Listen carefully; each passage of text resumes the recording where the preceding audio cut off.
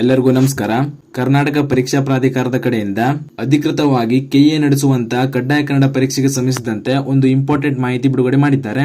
ಈಗಾಗಲೇ ಈ ಹಿಂದೆ ನಡೆದಿರುವಂತಹ ನೇಮಕಾತಿಗಳಲ್ಲಿ ಕಡ್ಡಾಯ ಕನ್ನಡ ಪರೀಕ್ಷೆಯನ್ನ ಬರೆದಿರುವಂತಹ ಅಭ್ಯರ್ಥಿಗಳು ಮತ್ತು ಈಗ ಹೊಸದಾಗಿ ಕರೆದಿರುವಂತಹ 708 ವಿವಿಧ ಇಲಾಖೆಗಳ ನೇಮಕಾತಿಗೆ ಅರ್ಜಿ ಸಲ್ಲಿಸುವಂತಹ ಅಭ್ಯರ್ಥಿಗಳು ಮತ್ತು ಅರ್ಜಿ ಸಲ್ಲಿಸಿರುವಂತಹ ಅಭ್ಯರ್ಥಿಗಳು ಕೂಡ ಈ ವಿಡಿಯೋನ ಪೂರ್ತಿ ನೋಡಿ ಮಾಹಿತಿಯನ್ನು ತಿಳ್ಕೊಳ್ಳಿ. ಯಾಕಂದ್ರೆ ಈ ಮಾಹಿತಿ ನಿಮ್ಮ ಅಪ್ಲಿಕೇಶನ್ ಗೆ ಸಂಬಂಧಿಸಿದಂತೆ ಆಗಿರುತ್ತದೆ. ಮೊದಲನೇದಾಗಿ ನೀವು ಸ್ಕ್ರೀನ್ ಮೇಲೆ ಕಾಣ್ತಾ ಇರೋ ಹಾಗೆ ಇದು ಕೆಎ ಕಡೆಯಿಂದ ಅಧಿಕೃತವಾಗಿ ಟ್ವಿಟರ್ ಎಕ್ಸ್ ನಲ್ಲಿ ತಿಳಿಸಿರುವಂತಹ ಮಾಹಿತಿ ಆಗಿರುತ್ತದೆ. ಕೆಎ ಕಡೆಯಿಂದ ತಿಳಿಸಿರುವಂತಹ ಈ ಮಾಹಿತಿ ಬಗ್ಗೆ ನೋಡೋದಾದ್ರೆ ವಿವಿಧ ಇಲಾಖೆಗಳ 708 ಹುದ್ದೆಗಳ ನೇಮಕಾತಿಗೆ ಆನ್ಲೈನ್ ಮೂಲಕ ಅರ್ಜಿ ಸಲ್ಲಿಸುವ ಪ್ರಕ್ರಿಯೆ ನಡೆದಿದ್ದು, ಕನ್ನಡ ಕಡ್ಡಾಯ ಪರೀಕ್ಷೆಯಲ್ಲಿ ಉತ್ತೀರ್ಣರಾದವರ ಪ್ರಮಾಣ ಪತ್ರಗಳನ್ನ ಕೆಎ ವೆಬ್ಸೈಟ್ ಮೂಲಕ ಡೌನ್ಲೋಡ್ ಮಾಡಿಕೊಳ್ಳಲು ಸದ್ಯದಲ್ಲಿ ಲಿಂಕ್ ಬಿಡುಗಡೆ ಮಾಡಲಾಗುವುದು. ಈ ವಿಷಯದಲ್ಲಿ ಗೊಂದಲ ಬೇಡ. ಅರ್ಹರು ಉತ್ತೀರ್ಣರಾಗಿರುವ ವಿಷಯವನ್ನ ಅರ್ಜಿಯಲ್ಲಿ ನಮೂದಿಸಿ ನಿಗದಿತ ಅವಧಿಯೊಳಗೆ ಸಲ್ಲಿಸಲು ಸೂಚಿಸಲಾಗಿದೆ ಅಂತ ತಿಳಿಸಿದ್ದಾರೆ. ಅಂದ್ರೆ ಈ ಹಿಂದೆ ಕೆಎ ಅಡಿಯಲ್ಲಿ ನಡೆದಿರುವಂತಹ ನೇಮಕಾತಿಗಳಲ್ಲಿ ಕಡ್ಡಾಯ ಕನ್ನಡ ಪರೀಕ್ಷೆಯನ್ನ ಯಾವೆಲ್ಲ ಅಭ್ಯರ್ಥಿಗಳು ಪಾಸ್ ಆಗಿರ್ತಾರೋ ಅಂತ ಅಭ್ಯರ್ಥಿಗಳಿಗೆ ಕರ್ನಾಟಕ ಪರೀಕ್ಷಾ ಪ್ರಾಧಿಕಾರದ ವೆಬ್ಸೈಟ್ ನಲ್ಲಿ ಕಡ್ಡಾಯ ಕನ್ನಡ ಪರೀಕ್ಷೆ ಉತ್ತೀರ್ಣರಾದವರಿಗೆ ತಮ್ಮ ಕಡ್ಡಾಯ ಕನ್ನಡ ಪರೀಕ್ಷೆಯ ಪ್ರಮಾಣ ಪತ್ರವನ್ನ ಡೌನ್ಲೋಡ್ ಮಾಡಿಕೊಳ್ಳಲು ಕೆಎ ಕಡೆಯಿಂದ ಸದ್ಯದಲ್ಲಿಯೇ ಡೌನ್ಲೋಡ್ ಲಿಂಕ್ ಪ್ರೊವೈಡ್ ಮಾಡಲಾಗ್ತದೆ. ಈ ಹಿಂದೆ ಕಡ್ಡಾಯ ಕನ್ನಡದಲ್ಲಿ ಅರ್ಹತೆ ಪಡೆದಿರುವಂತಹ ಅಭ್ಯರ್ಥಿಗಳು ಕೆಎ ವೆಬ್ಸೈಟ್ ನಲ್ಲಿ ತಮ್ಮ ಪ್ರಮಾಣ ಪತ್ರಗಳನ್ನ ಡೌನ್ಲೋಡ್ ಮಾಡಿಕೊಳ್ಳಬಹುದು.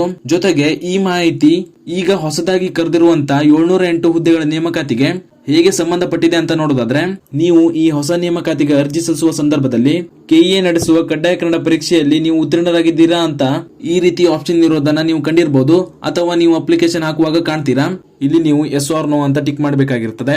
ಈ ಆಪ್ಷನ್ ನಲ್ಲಿ ಟಿಕ್ ಮಾಡುವಾಗ ಹಲವಾರು ಅಭ್ಯರ್ಥಿಗಳಿಗೆ ಒಂದು ಡೌಟ್ ಇರುತ್ತೆ. ಈಗಾಗಲೇ ನಾವು ಕೆಎ ನಡೆಸುವಂತ ಕಡ್ಡಾಯ ಕನ್ನಡ ಪರೀಕ್ಷೆಯಲ್ಲಿ ಪಾಸ್ ಆಗಿದ್ದೀವಿ, ಆದ್ರೆ ಈಗ ನಮ್ಮ ಹತ್ರ ಕಡ್ಡಾಯ ಕನ್ನಡ ಪರೀಕ್ಷೆ ಪಾಸ್ ಆಗಿರುವಂತ ಸರ್ಟಿಫಿಕೇಟ್ ಇಲ್ಲ. ಇದರಿಂದ ನಮ್ಗೆ ಈ ನೇಮಕಾತಿಯಲ್ಲಿ ಅಪ್ಲಿಕೇಶನ್ ಸಲ್ಲಿಸುವಾಗ ಈ ಆಪ್ಷನ್ ನಲ್ಲಿ ಎಸ್ ಹಾಕ್ಬೇಕಾ ಅಥವಾ ನೋ ಹಾಕ್ಬೇಕಾ ಅನ್ನೋದ್ರ ಬಗ್ಗೆ ಡೌಟ್ ಇರುತ್ತೆ. ಅದಕ್ಕಾಗಿ ಈ ಬಗ್ಗೆ ಕೆಎ ಕಡೆಯಿಂದ ಅಧಿಕೃತವಾಗಿ ಕ್ಲಾರಿಫಿಕೇಶನ್ ನೀಡಿದ್ದಾರೆ. ನೀವೇನಾದ್ರೂ ಈ ಹಿಂದೆ ಕೆಎ ನಡೆಸುವಂತ ಕಡ್ಡಾಯ ಕನ್ನಡ ಪರೀಕ್ಷೆಯಲ್ಲಿ ಪಾಸ್ ಆಗಿದ್ದು ನಿಮ್ಮ ಹತ್ರ ಸರ್ಟಿಫಿಕೇಟ್ ಇಲ್ಲ ಅಂದ್ರೂ ಕೂಡ ಇಲ್ಲಿ ನೀವು ಎಸ್ ಅಂತ ಟಿಕ್ ಮಾಡಿ ನಿಮ್ಮ ಅಪ್ಲಿಕೇಶನ್ ಸಲ್ಲಿಸಬೇಕಾಗಿರ್ತದೆ. ನಂತರ ನೀವು ಕೆಎ ಕಡೆಯಿಂದ ಅಧಿಕೃತವಾಗಿ ಪ್ರಮಾಣ ಪತ್ರ ಡೌನ್ಲೋಡ್ ಲಿಂಕ್ ಬಂದ ಮೇಲೆ ನಿಮ್ಮ ಪ್ರಮಾಣ ಪತ್ರವನ್ನು ಡೌನ್ಲೋಡ್ ಮಾಡ್ಕೊಳ್ಳಿ. ಈಗಾಗಲೇ ಈ ಹೊಸ ನೇಮಕಾತಿಗೆ ಅರ್ಜಿ ಸಲ್ಲಿಸುವಾಗ ಹಲವಾರು ಅಭ್ಯರ್ಥಿಗಳು ಎಸ್ ಹಾಕ್ಬೇಕಾ ಅಥವಾ ನೋ ಹಾಕ್ಬೇಕಾ ಅನ್ನೋ ಡೌಟ್ ನಲ್ಲೇ ಕನ್ಫ್ಯೂಸ್ ಮಾಡ್ಕೊಂಡು ನಿಮ್ಮ ಮಿಸ್ಟೇಕ್ ಗಳನ್ನ ಮಾಡಿರ್ತೀರಾ. ಅಂತ ಅಭ್ಯರ್ಥಿಗಳಿಗೆ ಕೆಎ ಕಡೆಯಿಂದ ಕರೆಕ್ಷನ್ ವಿಂಡೋ ಕೊಡೋ ಸಾಧ್ಯತೆ ಕೂಡ ಇದೆ. ಕೆಎ ಕಡೆಯಿಂದ ಅಧಿಕೃತವಾಗಿ ಕರೆಕ್ಷನ್ ವಿಂಡೋ ಏನಾದ್ರೂ ಕೊಟ್ರೆ ನಿಮ್ಮ ಮಿಸ್ಟೇಕ್ ಗಳನ್ನ ಸರಿ ಮಾಡ್ಕೊಳ್ಳಿ. ಇದಿಷ್ಟು ಈ ನೇಮಕಾತಿಗೆ ಸಂಬಂಧಿಸಿದಂತೆ ಕರ್ನಾಟಕ ಪರೀಕ್ಷಾ ಪ್ರಾಧಿಕಾರದಿಂದ ಬಂದಿರುವಂತಹ ಪ್ರಮುಖ ಮಾಹಿತಿಯಾಗಿತ್ತು. ಇದೇ ರೀತಿ ಮುಂಬರುವಂತಹ ಮಾಹಿತಿಗಳಿಗಾಗಿ ಚಾನೆಲ್ ನ ಸಬ್ಸ್ಕ್ರೈಬ್ ಮಾಡಿಕೊಳ್ಳಿ ಮತ್ತು ಈ ಮಾಹಿತಿನ ನಿಮ್ಮ ಫ್ರೆಂಡ್ಸ್ಗೂ ಶೇರ್ ಮಾಡಿ ಅವ್ರಿಗೆ ಕೂಡ ತಿಳಿಸಿ ಅಂತ ಹೇಳ್ತಾ ಈ ವಿಡಿಯೋನ ಇಲ್ಲಿಗೆ ಮುಗಿಸ್ತಾ ಇದ್ದೀನಿ. ಧನ್ಯವಾದಗಳು.